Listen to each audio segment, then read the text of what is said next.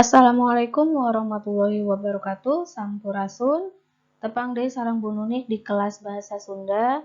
Urang masih ngabahas ngeunaan bab sisindiran raskeun anu kamari. Kamari subtemana urang ngabahas paparikan anu ayeuna urang ngabahas kana rarakitan.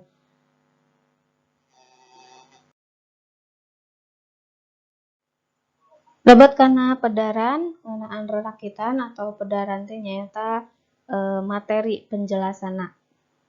Rarakitan hampir sarua jeung paparikan. Boh saorana boh ciri-cirina.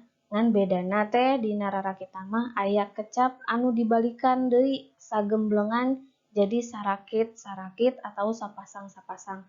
Jadi maksudnya adalah rarakitan itu hampir sama dengan paparikan, baik dari suaranya dan ciri-cirinya juga. Tapi ada yang membedakan antara paparikan dan rarakitan, yaitu di rarakitan ada pengulangan kata yang diulang lagi seperti rakit. Jadi sarakit-sarakit atau sepasang-sepasang.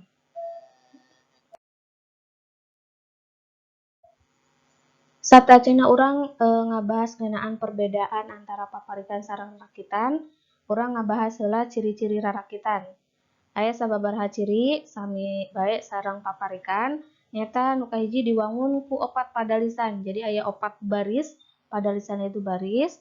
Kemudian tiap baris dibangun umumnya 8 engang, tapi ada yang bisa 6, 8, 10 dan seterusnya. Kemudian ciri yang kedua, 2 padalisan cangkang, 2 padalisan isi. Jadi rarakitan itu terdiri dari 2 baris yang disebut cangkang, kemudian 2 baris yang disebut isi. Kalau cangkang sudah dijelaskan di paparikan, cangkang itu baris pertama dan kedua, kemudian yang baris ketiga dan keempatnya disebutnya isi atau esi.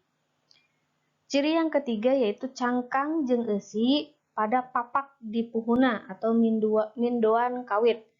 Nah, untuk rarakitan, khusus untuk rarakitan, jadi cangkang jeung esi pada papak di puhuna. Jadi antara cangkang dan isi itu ada pengulangan kata sama. Jadi mindoan diulang lagi. Antara cangkang jeung esi kudu sasora sarta murwakanti engang panungtungna. Ini sama dengan paparikan, jadi cangkang dan isi baris ketiga, ke-1, ke-2, 3, dan 4 itu harus satu suara. Misalnya baris pertama itu harus satu suara di belakangnya dengan baris yang ketiga. Baris kedua harus sama suaranya di ujungnya dengan yang baris keempat. Dan ciri yang terakhir yaitu rarakitan dibagi menjadi 3 sifat sama seperti paparikan. Ada yang sifatnya piwuruk atau nasehat. Kemudian ada juga rarakitan yang sifatnya silih asih, itu isinya tentang cinta-cintaan, sayang-sayangan, medalkeun rasa. Jadi menunjukkan rasa kasih sayang gitulah. Kemudian yang sifat ketiga ada yang disebut sesebred atau gonjakan candaan. Nah, untuk menentukan ketiga sifat ini bisa ditentukan di bagian isi atau baris ketiga dan keempat. Isinya tentang apa? Apakah isinya tentang nasihat atau tentang cintaan atau tentang candaan?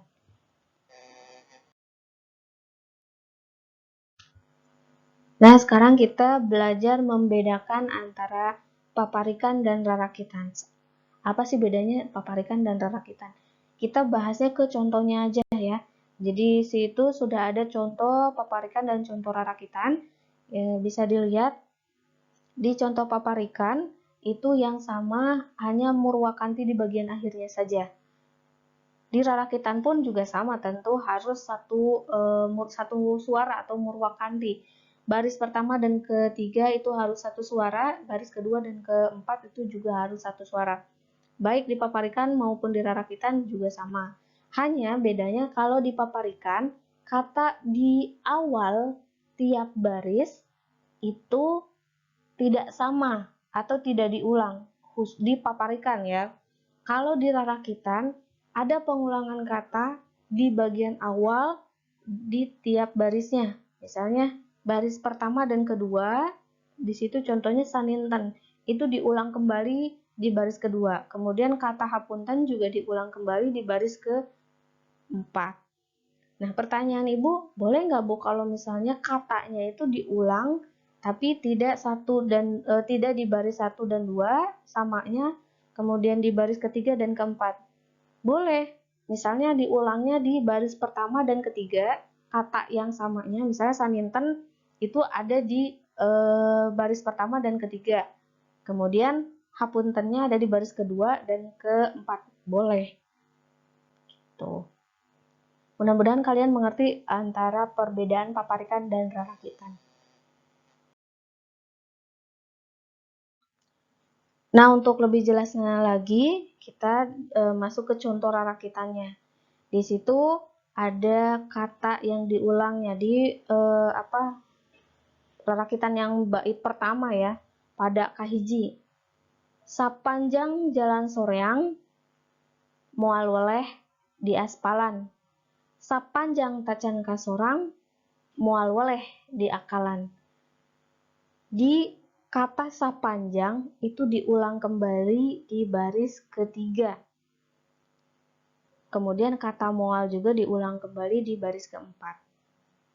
Itu tanda bahwa itu si sindiran ini masuknya ke contoh rarakitan.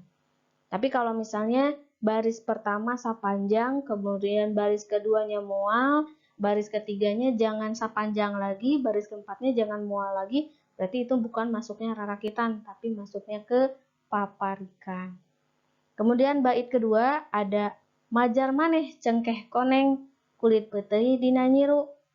Majar maneh lengkeh koneng kulit beuteung mani nambru. Nah, itu sama penjelasannya, ada kata yang diulang di bagian awal, kemudian di bagian akhirnya harus satu suara. Ya. Nah, kita bahas tentang jenis-jenis sifat dari rarakitan. Seperti sudah dijelaskan sebelumnya, rarakitan itu memiliki 3 jenis sifat. Yang pertama ada sifatnya yang isinya tentang piwuruk atau nasihat. Kemudian yang kedua ada isinya yang tentang sili asih atau cinta-cintaan, sayang, atau rasa kepada lawan jenis. Kemudian ada yang ketiga yaitu sifatnya sesebred atau guyonan, candaan, banyolan. Nah, di situ sudah ada contohnya masing-masing. Ibu catat untuk menentukan sifat dari rarakitan maupun paparikan dilihat dari baris ketiga dan keempat. Sekali lagi, untuk menentukan sifat jenis dari rarakitan maupun paparikan dilihat dari baris ketiga dan keempat atau di bagian isinya. Silakan dipahami contohnya.